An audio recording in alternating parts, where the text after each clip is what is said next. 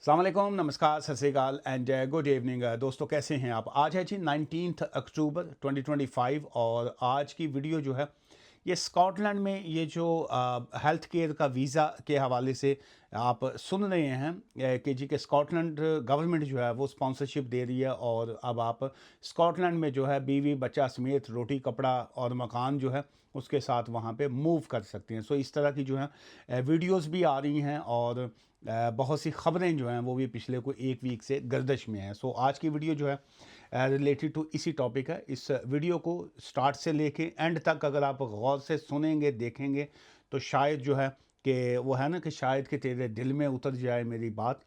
अच्छा, अब स्टार्ट यहाँ से लेते हैं कि ये एक्चुअल सीन हुआ क्या है और इसकी रियलिटी जो है उसके पीछे वो क्या है जी। एसएनपी जो है इस ये है स्कॉटिश नेशनल पार्टी जो है, उनकी एक कॉन्फ्रेंस जो है वो अभी रिसेंट जो है वो हुई और उसमें स्कॉटिश नेशनल पार्टी की जो एनुअल कॉन्फ्रेंस जो थी एबरडीन में हुई। और वहाँ पे जब ऑब्वियसली जिस तरीके से पिछले दिनों लेबर पार्टी की, कंजर्वेटिव की, जो रिफॉर्म्स पार्टी है, नाइजल फराज, ये सब की जो थी अपनी अपनी पॉलिटिकल पार्टीज़ की अपनी अपनी कॉन्फ्रेंसेस हुई। इसी तरह जो है स्कॉटलैंड की जो पॉलिटिकल पार्टीज़ हैं उनका भी जो है ऐसे ही अजलास और एनुअल जो कॉन्फ्रेंसेस हैं वो भी जारी हैं। सो इस वक्त जब एसएनपी जो उनकी पार्टी है, जो स्कॉटिश नेशनल पार्टी जो है, जब उनका एनुअल कॉन्फ्रेंस में जब ख़िताब हुआ तो जो फर्स्ट मिनिस्टर जो हैं उनके जॉन क्या है उनका, जॉन सनली करके उनका नाम है, जॉन, उनको मिस्टर जॉन जो है वो कहा जाता है। वो फर्स्ट मिनिस्टर हैं जी स्कॉटलैंड के। तो उन्होंने जिस वक्त अपनी स्पीच दी और जब उनसे जो मीडिया ने और बाकी लोगों ने जब बातें की तो उसके बाद उन्होंने ये बहुत से ऑप्शंस या बहुत सी प्रपोजल्स जो थी, तजावीज़ जिसको कहते हैं, वो उन्होंने रखी। और वो क्या क्या रखी सो उसको जो है मैं एक एक करके मैं बताता हूँ जी। पहला उन्होंने कहा जी कि गोल्डन कम्बिनेशन ऑफ इंडिपेंडेंस जो है, एक तो उन्होंने ये कहा कि जी कि हम क्रिटिसाइज़ कर रहे हैं गवर्नमेंट ऑफ जो इंग्लैंड है, यूके की जो है जो इसको मैं थोड़ा सा एक्सपेंड करता हूँ इस पॉइंट को कि यूके के चार पार्ट्स हैं। यूनाइटेड किंगडम को यूनाइटेड किंगडम इसीलिए कहा जाता है कि एक इनका इंग्लैंड साइड है, एक वेल्स है, एक स्कॉटलैंड है और एक नॉर्दर्न आयरलैंड है। ये जब चारों मिलते हैं आपस में तो फिर इसको यूनाइटेड कहा जाता है कि ये यूनाइट हैं एज अ किंगडम के तौर पे जो है। सो लेकिन इनके रूल्स जो हैं ये obviously under United kingdom UK parliament के अंडर हैं, लेकिन अपनी अपनी जो इनका अपने अपने सूबे आप कह लीजिए कि वहाँ पे इनकी अपनी रूल्स भी चलते हैं, लेकिन वो अपने रूल्स को पास भी करवाते हैं। कवानीन जो है वो भी होते हैं, पार्लियामेंट की कानून साजी भी होती है, लेकिन वो मेन जो इनका यूके गवर्नमेंट से जो है वो कंट्राडिक्शन नहीं होता। और बहुत से डिपार्टमेंट्स इनके ऐसे हैं जो स्टिल जो है ये टुगेदर एक ही अंडर वन अम्ब्रेला जो है वो काम कर रहे हैं। इंग्लैंड एंड वेल्स जो है इनका एक सिस्टम है, लेकिन स्टिल वेल्श जो है उनकी अपनी पार्लियामेंट भी है, उनकी अपनी असम्बली भी है। स्कॉटलैंड जो है वो उनका एक अपना निज़ाम, एक अपना सिस्टम आ जाता है। आयरलैंड का एक अपना आ जाता है, लेकिन अल्टीमेट जो है ये चारों मिलके ही काम करते हैं। अब इनका अगर हम हेल्थ सेक्टर की अगर हम बात करते हैं, जिसको नेशनल हेल्थ सर्विस कहा जाता है, ये इनका एक है एक ही इनका है। और जो मैं आज का जो हमारा टॉपिक है, और चूंकि मैं इमिग्रेशन के हवाले से ही ज़्यादा बात करता हूँ, सो जब हम इमिग्रेशन की बात करते हैं तो स्कॉटलैंड का कोई सेपरेट इमिग्रेशन सिस्टम नहीं है। ये जो बात आपने अंडरस्टैंड करनी है। वेल्स का कोई अपना इमिग्रेशन सिस्टम इंडिपेंडेंट नहीं है। नॉर्दर्न आयरलैंड का इमिग्रेशन सिस्टम इंडिपेंडेंट अपना नहीं है। इंग्लैंड का अपना इमिग्रेशन सिस्टम इंडिपेंडेंट नहीं है। सो इन चारों का जो है यूनाइटेड किंगडम का इमिग्रेशन सिस्टम जो है वो एक ही है और वो अंडर होम ऑफिस ही काम करता है। चाहे आप इंग्लैंड से वीज़ा अप्लाई कर रहे हो, या आप स्कॉटलैंड से अप्लाई कर रहे हो, या आप वेल्स से अप्लाई कर रहे हो, ये सारे का सारा जो है अंडर वन गवर्नमेंट डिपार्टमेंट ही आता है और जो कि होम ऑफिस के अंडर ही आता है। सो एक तो पहली बात जो है मैं आपको समझाना चाह रहा था। सो इस वजह से आप अपना वीज़ा एक्सटेंशन करवा रहे हैं, चाहे वो स्पाउस का है, स्किल्ड का है, कोई भी है।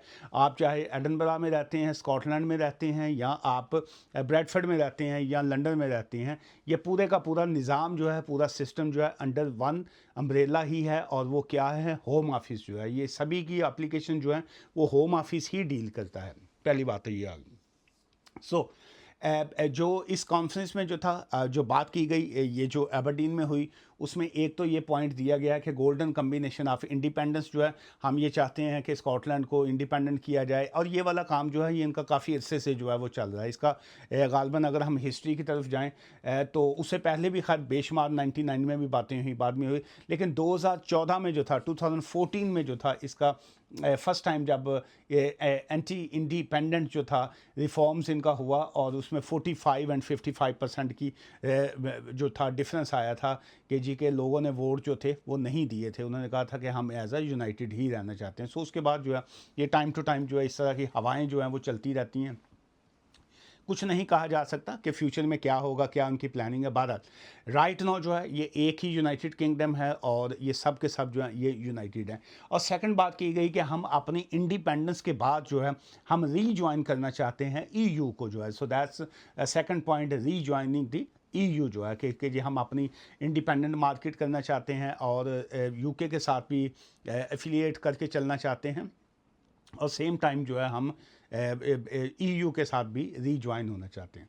अच्छा, थर्ड उन्होंने जो बात की, उन्होंने कहा जी कि फ्री यूनिवर्सिटी ट्यूशन फ़ीस जो है, हम यूनिवर्सिटियों की जो फ़ीसें हैं वो ख़त्म करना चाहते हैं, और फ्री एजुकेशन जो है वो देना चाहते हैं। एंड जो प्रिस्क्रिप्शन है, ये जो IHS NHS जिसको कहते हैं, नेशनल हेल्थ सर्विस जो है, उसके नीचे जो ये चार्जेस जो होते हैं NHS जो है उसको हम ख़त्म करना चाहते हैं। फिर पाँचवीं छठी उन्होंने बात ये की कि फ्री बस ट्रैवल जो है वो हम करना चाहते हैं। फिर अंडर 22 साल से कम उम्र के नौजवान, या 65 से ऊपर के जो लोग हैं, या बाकी जो इस तरह की सर्विसेज का उन्होंने ऐलान किया, जो कि फ़िलहाल भी अंडर 16 अंडर 16 या ओवर 65 के तो खैर इंग्लैंड साइड पे भी हैं, लेकिन उन्होंने इसको एज को बढ़ा के उन्होंने 22 की एज तक का अनाउंस किया। अच्छा, इस तरह की जो सारी बातें की गई, उसमें चूंकि एक पॉइंट ये उन्होंने भी दिया कि जी कि इस वक्त जो स्कॉटलैंड के केयर होम्स हैं, उसके हवाले से उन्होंने जो लाइन बोली कि care homes are crying out of staff, जो है ये लाइन एक्चुअली उन्होंने जब बोली, अगेन मैं रीड करता हूँ, क्योंकि उसी से ही आगे ख़बर बनी, उसी से ही आगे ये जो न्यूज़ बनी, उसी से ही आगे मीडिया की ख़बरें चली, और उसी के बाद जो है ये जो बहुत से जो स्कैमर्स हैं, जो बहुत से लोग जो जिनको मौका चाहिए होता है लूटने का लोगों को, फिर इस तरह की वारदातें करने का, उनको मौका मिल गया उनकी इस लाइन से। लाइन क्या है, care homes are crying out for staff, जो है कि जी के हमारे केयर होम्स में स्टाफ्स की कमी है। और उन्होंने कहा जी कि यूके साइड ने जो है वो इंटरनेशनल हेल्थ केयर सेक्टर को बंद कर दिया हुआ है। ये आपको मालूम है कि 22 जुलाई के बाद जो है इंटरनेशनल जो रिक्रूटिंग है फॉर हेल्थ केयर सेक्टर जो है उसको क्लोज़ कर दिया गया है कि अब आप इंटरनेशनली जो है हेल्थ केयर के सेक्टर में आप रिक्रूटमेंट नहीं कर सकते। ये 2-3 जिस वक्त पॉइंट्स को हवाला दिया गया इस कॉन्फ्रेंस में जो है, सो और उन्होंने इसी पॉइंट को उन्होंने कहा जी कि हम ये चाहते हैं कि स्कॉटलैंड जो है, अगर हम हमारी गवर्नमेंट आ जाती है और हम अपने रूल्स को चेंजेस करते हैं, ये चीज़ें आगे लेके आते हैं, सेम ऐसे ही जैसे पिछले दिनों से बेशुमार चीज़ें या वाइट पेपर या बाकी चीज़ें सुनते आ रहे हैं, पॉलिटिकल एजेंडा जो है हर पॉलिटिकल पार्टी का सुनते आ रहे हैं, उसी तरह उन्होंने कहा अगर हम इस तरह की हमारी गवर्नमेंट आ जाती है, अगर हम ये चीज़ें हो जाती हैं, तो फिर हम इंटरनेशनल जो रिक्रूटमेंट है फॉर जो हेल्थ केयर सेक्टर है उसको भी हम ओपन करेंगे। हम इंग्लैंड की तरह नहीं करेंगे कि जी कि आपने इंटरनेशनल रिक्रूटमेंट जो है वो बंद कर दी है, हम इसको ऑन करेंगे ताकि इंटरनेशनल जो है हेल्थ केयर सेक्टर में लोग आ सकें। फिर साथ ही उन्होंने कहा जी कि हम 5 लाख पाउंड जो है, $500,000 बड़ी कोई बहुत बड़ी रकम तो है नहीं, बहरहाल उन्होंने $500,000 का साथ में कहा कि हम एक पूल जो है वो एक ऑर्गेनाइज़ करेंगे ताकि उसी से जो है वो आगे पेमेंट्स या बाकी चीज़ें खर्च की जाएं, और जो लोग यहाँ पे आना चाहें, अपनी लाइफ को सेटल करना चाहें, उनको जो है हम वेलकम करेंगे। सो अब ये इसी पॉइंट के ऊपर जो है ये बहुत सी मार्केट में और मीडिया पे पता नहीं कैसे कैसे जो है कई लोग ख़बर को ऐसे देते हैं कि अब आप स्कॉटलैंड के वीज़े ओपन हो गए, हेल्थ केयर सेक्टर जो है अब आप वहाँ मूव कर सकते हैं। अगर आपको यूके साइड पे वीज़ा नहीं मिल रहा या स्विचिंग नहीं हो रही, अब गवर्नमेंट आपको स्पॉन्सर करेगी, तो अब आप स्कॉटलैंड में जो है अपने बीवी बच्चों समेत जो है अपनी सेटलमेंट ले सकते हैं और मूव कर सकते हैं। ये ख़बरें हैं। प्रैक्टिकल थिंग इज़ कि अभी सो फार ऐसा कुछ नहीं है। नंबर एक तो ये है कि एजेंटों के हाथों में या इस तरह की मुख्तलिफ लोगों की बातों में आके अपना पैसा वैसा अगेन मत फंसाइएगा कि जी के वो स्कॉटलैंड के कोई वीज़े मिल रहे हैं या कुछ और है। ऐसा बिल्कुल नहीं है। अगर कल की बात हो रही है, समान 100 बरस का पल का खबर नहीं, अगर कल को ये चीज़ें हो जाती हैं, सचमुच में ये चीज़ें रूल्स बनता है, और उसके बाद क्या है कि ऐसी अगर चीज़ें आती हैं तो स्टिल कानून वही रहेगा। ये ज़हन में रखिए कि एक कंपनी के पास स्पॉन्सर लाइसेंस का होना मस्ट होगा। स्पॉन्सर लाइसेंस के बाद जो है वो कंपनी जिसके पास लाइसेंस होगा वो अपना COS जो है वो निकालेगी, स्किल्ड वर्कर वीज़ा लिया जाएगा। स्किल्ड वर्कर वीज़ा के ऊपर आप वैसे ही वीज़ा लेंगे जैसे आप पहले हेल्थ केयर के सेक्टर में लेते थे। डिफरेंस सिर्फ ये होगा कि अभी अगर इंग्लैंड साइड ने, यूके ने, अभी राइट नाउ तो पूरे यूके की अगर हम बात करें तो इन्होंने हेल्थ केयर के सेक्टर में इंटरनेशनल रिक्रूटमेंट जो है वो बंद की है। डिफरेंस सिर्फ ये होगा कि रिक्रूटमेंट जो है वो खोल दी जाएगी, और वो खुलेगी कहाँ के लिए, वो स्कॉटलैंड के लिए खुलेगी और बाकियों के लिए ऑब्वियसली इन्होंने बंद की हुई है।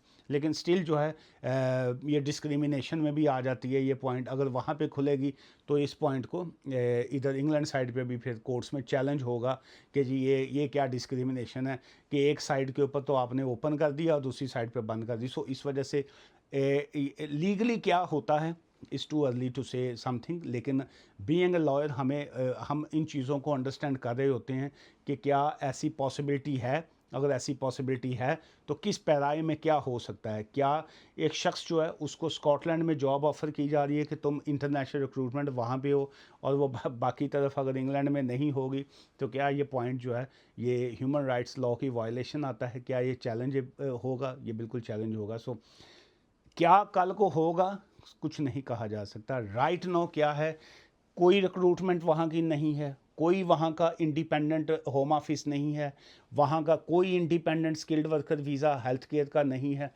वहाँ की कोई ऐसी एप्लीकेशन नहीं है। सो फार जो है ये सिर्फ पॉलिटिकल बातें हैं। सो फार जो है ये सारी की सारी ऑनलाइन और ये मीडिया और ये सारी चीज़ें जो हैं वो चल रही हैं, लेकिन प्रैक्टिकल थिंग इज़ कि ऐसा कुछ नहीं है। सो आई डू होप कि आपको, और तो इस पॉइंट मैं कुछ नहीं मैं कह सकता था। स्कॉटलैंड डज नॉट हैव, हाँ ये एक और आखिरी लाइन इसी व्लॉग का जो असल जो मुद्दा है जो मैं कहना चाह रहा था वो क्या है, Scotland does not have a new visa for a health care worker, it's a UK government. ये यूके गवर्नमेंट है, यूनाइटेड किंगडम है, होम ऑफिस एक है, और इस तरह का कोई रूल अभी ना है और ना ही कोई इस तरह की कोई चीज़ें जो हैं वो प्रैक्टिकल दिखाई दे रही हैं। बादल अगर कल को जो होगा वो आपके सामने ही होगा।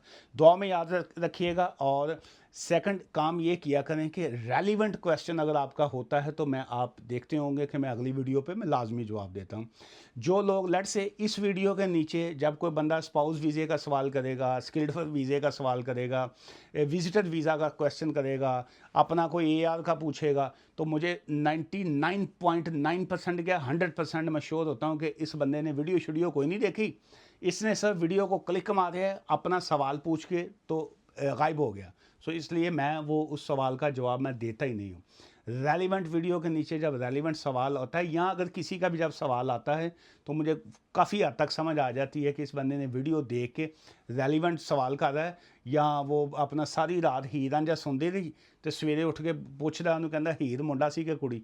दुआ में याद रखिएगा। Take care, bye for now and good evening.